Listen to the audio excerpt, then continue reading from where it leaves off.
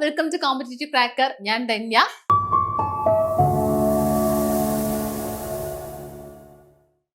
നമ്മുടെ set exam ഫെബ്രുവരി 22-ാം തീയതിയാണ്. അപ്പൊ അതിന് വേണ്ടിയിട്ട് എല്ലാവരും പ്രിപ്പയർ ചെയ്തുകൊണ്ടിരിക്കുന്നുണ്ടാവും.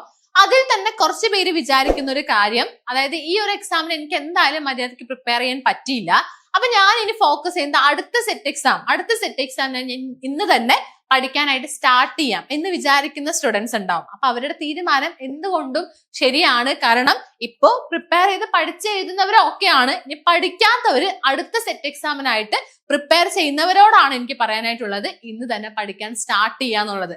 കാരണം ഇനി എക്സാം വരട്ടെ, അപ്പൊ എക്സാമിന് ഒരു മാസം മുമ്പ് പഠിച്ചു തുടങ്ങാം എന്ന് വിചാരിക്കുന്നവരുണ്ടെങ്കിൽ അവർക്ക് ചിലപ്പോ മര്യാദയ്ക്ക് ഒന്ന് പെർഫോം ചെയ്യാൻ പറ്റണം എന്നില്ല, അല്ലെ? ഒരു മാസം കൊണ്ട് പഠിച്ചെഴുതിയവരുണ്ട് കേട്ടോ. ഞാൻ പറയുന്നത് അത് നേരത്തെ നമുക്ക് അതിനെ കുറിച്ചുള്ള ഒരു കോൺസെപ്റ്റും കാര്യങ്ങളും എല്ലാ ഐഡിയാസും നമുക്ക് വേണം. എന്നാൽ മാത്രമാണ് നമുക്ക് എന്ത് ചെയ്യാൻ പറ്റുള്ളൂ, നമുക്ക് അടുത്ത സെറ്റ് എക്സാം ക്രാക്ക് ചെയ്യാനായിട്ട് സാധിക്കുള്ളൂ. സോ ആദ്യം തന്നെ, അല്ലെങ്കിൽ ഈ ഒരു കാറ്റഗറിയിൽ പെടുന്നവരല്ലാതെ ഇപ്പോ റീസെന്റ് നമ്മുടെ പഠിച്ചു കഴിഞ്ഞ് ഇപ്പൊ BEdോ PG ഒക്കെ ഇപ്പൊ പഠിച്ചു കഴിഞ്ഞ സ്റ്റുഡൻസ് ഉണ്ടാവും, അല്ലെങ്കിൽ ഇപ്പൊ പഠിച്ചു കൊണ്ടിരിക്കുന്ന സ്റ്റുഡൻസ് ഉണ്ടാവും. അപ്പൊ അവർക്കും ഇത് ആദ്യത്തെ ഒരു അനുഭവം തന്നെ ആയിരിക്കും. ഇനി വരാൻ പോകുന്ന സെറ്റ് എക്സാം എന്ന് പറയുന്നത് ആദ്യമായിട്ട് എഴുതാൻ പോകുന്ന സെറ്റ് എക്സാം ആയിരിക്കും. അപ്പൊ അങ്ങനെയുള്ള കാറ്റഗറീസിലൊക്കെ ഉള്ളവർക്കായിട്ടാണ് ഞാൻ ഇന്ന് ഈ ഒരു വീഡിയോ ചെയ്യുന്നത്. അതായത് സെറ്റ് ജനറൽ പേപ്പർ നമ്മൾ എങ്ങനെ പഠിച്ചു തുടങ്ങാം എന്നുള്ളൊരു കാര്യം. സെറ്റ് ജനറൽ പേപ്പർ എങ്ങനെ പഠിച്ചു തുടങ്ങാം, അല്ലെങ്കിൽ അതുമായിട്ട് റിലേറ്റ് ചെയ്തിട്ടുള്ള എല്ലാ കാര്യങ്ങളും ഞാൻ പറയുന്നുണ്ട്. അപ്പൊ ആദ്യം തന്നെ പറയാനായിട്ടുള്ളത്, നമ്മുടെ സെറ്റ് കൊണ്ട് എന്താണ് ഗുണം, അതായത് സെറ്റ് എക്സാം നേടിയെടുത്തു എന്നിട്ട് ഇപ്പൊ എന്താണ് ഗുണം. ഇപ്പൊ HSA-കാർക്ക് നമ്മുടെ കേട്ടിട്ട് നിർബന്ധമാക്കി, UP-കാർക്ക് നമ്മുടെ കേറ്റു നിർബന്ധമാക്കി, അങ്ങനെയുള്ള ഓരോ നിർബന്ധമാക്കലൊക്കെ വന്നുകൊണ്ടിരിക്കുന്നുണ്ട്, അല്ലെ? അപ്പൊ ഈ സെറ്റ് പഠിച്ചിട്ട് എന്താണ് ഗുണം എന്ന് ചോദിക്കുന്നവരോടാണ് എനിക്ക് ആദ്യം തന്നെ പറയാനായിട്ടുള്ളത്. നമ്മുടെ NEP 2020 എല്ലാവർക്കും അറിയാം. അത് അറിയാത്തവരായിട്ട് ആരുമില്ല. കാരണം സെറ്റിന്റെ സിലബസിൽ തന്നെ NEP 2020 പഠിക്കാനായിട്ടുണ്ട്. അപ്പോ ആ ഒരു പുതിയ സ്ട്രക്ചർ ഒക്കെ നിങ്ങൾക്ക് അറിഞ്ഞിട്ടുണ്ടാവും. 5+3+3+4 അല്ലെ? ഇതാണ് നമ്മുടെ സ്റ്റേജസ് എന്ന് പറയുന്നത്, ആണല്ലോ. അപ്പൊ അതിൽ നിങ്ങൾ ഏറ്റവും അവസാനത്തെ സ്റ്റേജ് എന്ന് നോക്കിക്കേ, സെക്കൻഡറി സ്റ്റേജ് ആണ്. Foundational stage, preparatory stage, middle stage, secondary stage ആണ്. സെക്കൻഡറി സ്റ്റേജിന്റെ ക്ലാസ് വരുന്നത് 9ാം ക്ലാസ് മുതൽ 12ാം ക്ലാസ് വരെയുള്ള സ്റ്റുഡൻസ് ആണ്. 9ാം ക്ലാസ് മുതൽ 12ാം ക്ലാസ് വരെയാണ്. അപ്പൊ ആ ക്ലാസ് ശ്രദ്ധിച്ചാൽ നിങ്ങൾക്ക് മനസ്സിലാവും, 9ാം ക്ലാസ് മുതൽ 12ാം ക്ലാസ് വരെയുള്ള കുട്ടികളാണ് ലാസ്റ്റ് സ്റ്റേജിൽ വരുന്നത്. അപ്പോ ഇനി എന്താക്കും, ഇപ്പൊ കേട്ടിട്ട് നിർബന്ധമാക്കിയതുപോലെ തന്നെ 9ാം ക്ലാസ് മുതൽ 12ാം ക്ലാസ് വരെയുള്ള കുട്ടികളെ പഠിപ്പിക്കണമെന്നുണ്ടെങ്കിൽ സെറ്റും ഇനി ഭാവിയിൽ നിർബന്ധമാക്കാം. എന്താണ്? സെറ്റും ഭാവിയിൽ ഇനി നിർബന്ധമാക്കാം. അപ്പൊ അതുകൊണ്ട് തന്നെ നമ്മൾ അതുവരെ വെയിറ്റ് ചെയ്തിരിക്കുന്നതിനേക്കാളും നല്ലത്, ഇപ്പൊ കേട്ടിട്ടില്ല എന്ന് പറഞ്ഞ് അതിന് ഒരുപാട് ടീച്ചേഴ്സ് എന്ത് ചെയ്യുവാണ്, കേട്ടറ്റിന് വേണ്ടി പോവാണ്. അപ്പൊ നമ്മൾ അതുവരെ വെയിറ്റ് ചെയ്തിരിക്കാതെ നമ്മൾ ഇപ്പൊ തന്നെ എന്ത് ചെയ്യുക, സെറ്റ് എക്സാം ക്രാക്ക് ചെയ്യാനായിട്ട് ശ്രമിക്കുക. സെറ്റ് എന്നല്ല, ഏതൊരു ക്വാളിഫിക്കേഷൻ ആണെങ്കിലും ഇപ്പൊ ക്രാക്ക് ചെയ്യാനായിട്ട് ശ്രമിച്ചു കഴിഞ്ഞാൽ നമുക്ക് കുറച്ചുകൂടെ ടെൻഷൻ ഫ്രീ ആണ്, അല്ലെ? അപ്പൊ അതാണ് ഒന്നാമത്തെ കാര്യം. സെറ്റിന്റെ ഇമ്പോർട്ടൻസ്, ഏറ്റവും കൂടുതൽ ഇമ്പോർട്ടൻസ് വരുന്നത് ഈ NEP ഇംപ്ലിമെന്റ് ചെയ്തതിനു ശേഷമായിരിക്കും.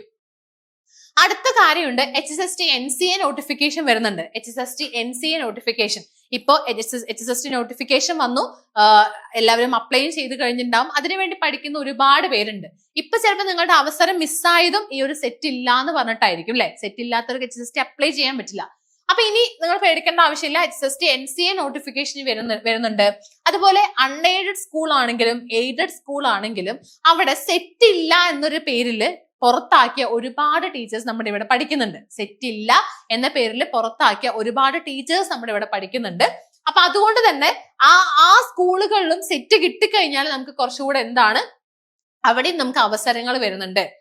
എഡ്യൂടെക് കമ്പനീസ്, ഇപ്പൊ എഡ്യൂടെക് കമ്പനീസ് എന്ന് പറയുമ്പോൾ നമ്മുടെ ഇവിടെ കോമ്പറ്റേറ്റീവ് ക്രാക്കർ ആക്ച്വലി ഒരു എഡ്യൂടെക് കമ്പനിയാണ്. അപ്പൊ ഇവിടെ സെറ്റ് പഠിപ്പിക്കണമെന്നുണ്ടെങ്കിൽ, കേട്ടറ്റ് പഠിപ്പിക്കണമെന്നുണ്ടെങ്കിൽ, നെറ്റ് പഠിപ്പിക്കണമെന്നുണ്ടെങ്കിൽ അതാത് ക്വാളിഫിക്കേഷൻസ് ഉള്ള ഫാക്കൽറ്റീസിന് മാത്രമാണ് ഇവിടെ ഹയർ ചെയ്യുള്ളൂ.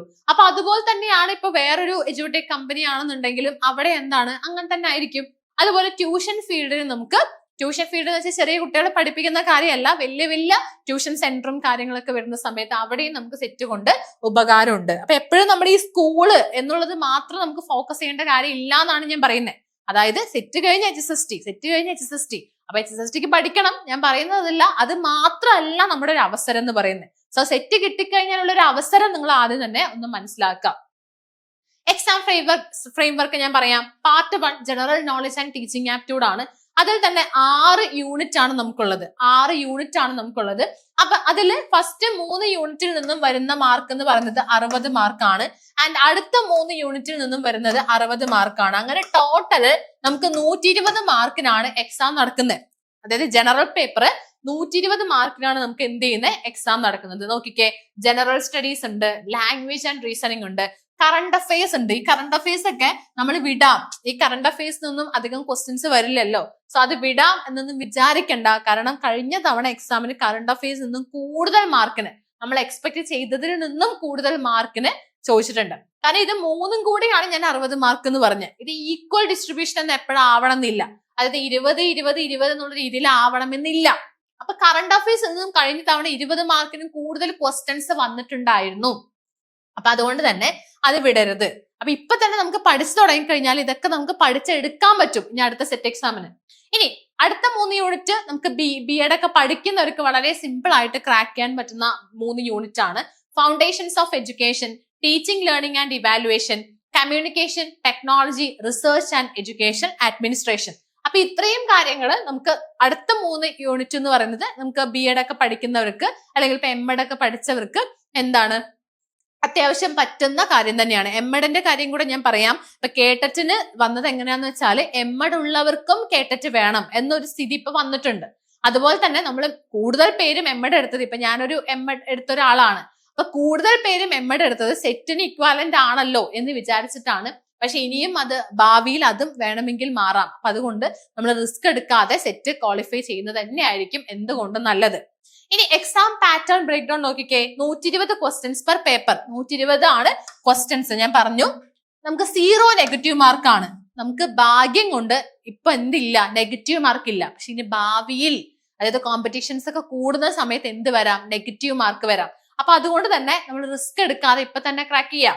ഇനി 120 മിനിറ്റ്സ് ഡ്യൂറേഷൻ ആണ്. 120 മാർക്കിന് 120 മിനിറ്റ് ഡ്യൂറേഷൻ ആണുള്ളത്. ഇനി നമ്മുടെ പറയുവാണെങ്കിൽ, അതായത് പാസ് പെർസെന്റേജ് പറയുകയാണെന്നുണ്ടെങ്കിൽ general category, OBC, differently abled അല്ലെങ്കിൽ SC/ST, അങ്ങനെ 3 കാറ്റഗറീസ് ആയിട്ടാണ്. അതിൽ ജനറൽ കാറ്റഗറിയിൽ പേപ്പർ 1ന് 40%, പേപ്പർ 2ന് 40%, ടോട്ടൽ അഗ്രിഗേറ്റ് 48% വേണം. കണ്ടോ, ഈ അഗ്രിഗേറ്റിലാണ് നമ്മൾ എപ്പോഴും പെടുക. കാരണം പേപ്പർ 1ന് 40% ചിലപ്പോൾ എല്ലാവർക്കും ഉണ്ടാവും, പേപ്പർ 2ലും 40% ഉണ്ടാവാം. ടോട്ടൽ എടുക്കുന്ന സമയത്ത് 40% പോരാ, എത്ര വേണം, 48% വേണം. ഇനി അടുത്ത OBCയില് 35% ആണ് വേണ്ടത്. പേപ്പർ 1നും പേപ്പർ 2നും 35% ആണ് ടോട്ടൽ. പക്ഷെ എത്ര വേണം, അഗ്രിഗേറ്റ് അവിടെ 45% വേണം. ഇവിടെയാണ് എല്ലാവർക്കും പോകുന്നത്. അപ്പൊ നമ്മൾ കറക്റ്റ് ഇത്ര മാർക്ക് എന്ന് വെച്ച് സിലബസിന്റെ ഒക്കെ വെട്ടിക്കുറച്ച് നമ്മൾ പഠിച്ചു കഴിഞ്ഞാൽ നമുക്ക് ആ അഗ്രിഗേറ്റിലോട്ട് എത്താൻ പറ്റണമെന്നില്ല. അപ്പൊ അതുകൊണ്ട് തന്നെ സിലബസിനെ വെട്ടിച്ചുരുക്കാതെ ഇപ്പൊ തന്നെ പഠിച്ചു തുടങ്ങി കഴിഞ്ഞാൽ നമുക്ക് എന്ത് ചെയ്യാൻ പറ്റും, നമുക്ക് ഇഷ്ടംപോലെ സമയമുണ്ട്. ആ സമയത്തിനുള്ളിൽ ഇതെല്ലാം കംപ്ലീറ്റ് ചെയ്ത് നമുക്ക് ആ അഗ്രിഗേറ്റ് നമുക്ക് മേടിച്ച് സെറ്റ് ക്രാക്ക് ചെയ്യാനായിട്ട് സാധിക്കും. ഓക്കെ ആണല്ലോ. ഇനി ഡിഫറൻറ്റ്ലി ഏബിൾഡ് ആയിട്ടുള്ളവർക്ക് 35% ആണ്. ഡിഫറൻറ്റ്ലി ഏബിൾഡ് അല്ലെങ്കിൽ SC/ST കാറ്റഗറീസിലുള്ളവർക്ക് പേപ്പർ 1ന് 35%, പേപ്പർ 2ന് 35%, അഗ്രിഗേറ്റ് വരുന്നത് 40% ആണ്. അഗ്രിഗേറ്റ് എത്രയാണ്, 40% ആണ്. ക്ലിയർ ആയല്ലോ. ഇനി ഇവിടെ നമ്മൾ എങ്ങനെയാണ് മാർക്ക് കാൽക്കുലേറ്റ് ചെയ്യുന്നത് എന്ന് ഞാൻ പറയാം. Marks secured for paper 1 plus paper 2 എങ്ങനെയാണ് കാണേണ്ടതെന്നുള്ളതാണ് ജസ്റ്റ് പറയുന്നത്. അതായത് പേപ്പർ 1ന്റെയും പേപ്പർ 2നും നമുക്ക് കിട്ടിയ മാർക്ക് നമ്മൾ എന്ത് ചെയ്യുന്നു, കാൽക്കുലേറ്റ് ചെയ്യുന്നു. അതേ divided by maximum mark for paper 1 and paper 2. അതായത് എത്രയാണ് അതിന്റെ മാക്സിമം മാർക്ക്, അതേ ഇൻറ്റു 100. അത് എല്ലാവർക്കും അറിയും, പെർസെന്റേജ് കാണാൻ എല്ലാവർക്കും അറിയുന്നുണ്ടാവും. അപ്പോ ഞാൻ ആ ഒരു രീതിയിൽ ചെയ്യുന്ന സമയത്ത് ജനറൽ കാറ്റഗറീസിന് എത്ര വേണം, ജനറൽ കാറ്റഗറീസിന് 48% ആണല്ലോ വേണ്ടത്. അപ്പൊ 240 ടോട്ടൽ മാർക്ക് എന്ന് പറയുന്നത്. അപ്പൊ 240ന്റെ 48% എന്ന് പറയുന്നത് 115.2 ആണ്.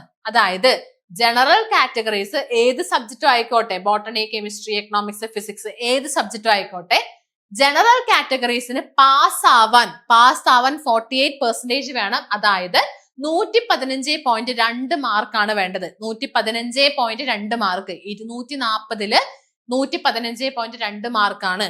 അതുപോലെ OBCക്കാർക്ക് 108 മാർക്കും SC/STക്കാർക്ക് അതുപോലെ ഡിഫറൻറ്റ്ലി ഏബിൾഡ് ആയിട്ടുള്ളവർക്ക് 96 മാർക്കുമാണ് പാസ് ആവാൻ വേണ്ടത്. ക്ലിയർ ആണല്ലോ.